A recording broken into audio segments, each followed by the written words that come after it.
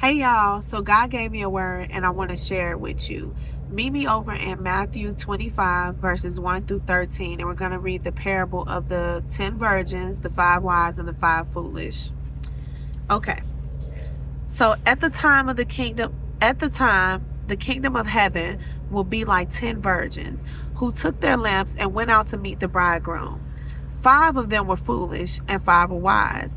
The foolish ones took their lamps but did not take any oil with them. The wise, however, took oil in jars along with their lamps. The bridegroom was a long time in coming, and they all became drowsy and fell asleep. At midnight, the cry rang out, "Here's the bridegroom, come out to meet him." Then all the virgins woke up and trimmed their lamps. The foolish one said to the wise, "Give us some of your oil. Our lamps are going out."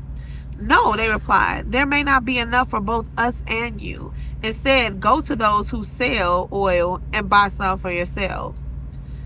But while they were on their way to buy the oil, the bridegroom arrived. The virgins who were ready went in with him to the wedding banquet, and the door was shut. Later, the others who also came.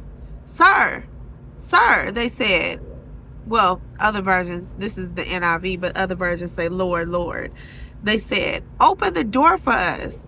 But he replied, "I tell you the truth, I don't know you. Therefore keep watch, because you do not know the day or the hour." So, with the Lord, a lot of people that talk about this parable, they focus on the oil, and I'm going to touch on that. But, the first thing that stood out to me, what the Lord dropped in my spirit, was that all of the virgins looked the same. As Christians, on the outside, we tend to look the same.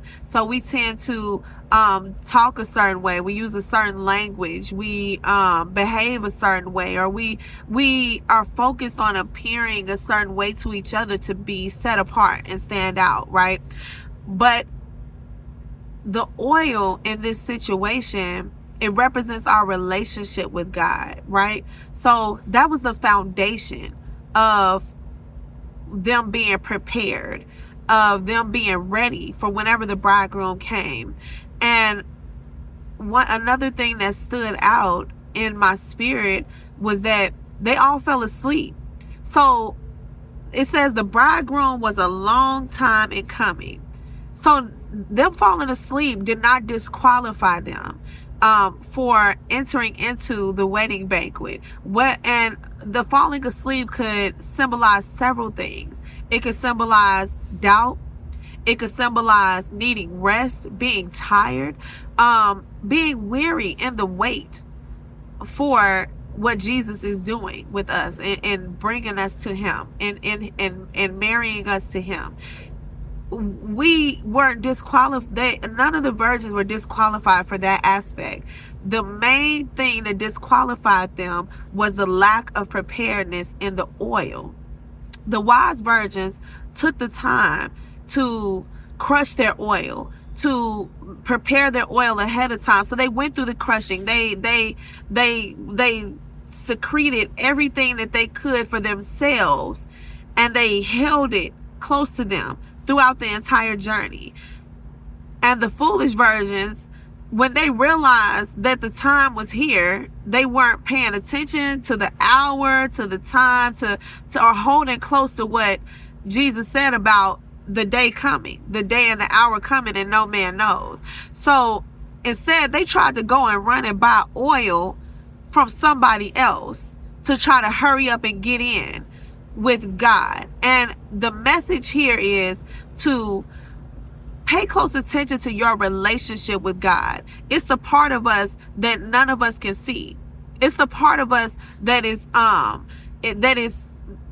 hidden in our Christian walk.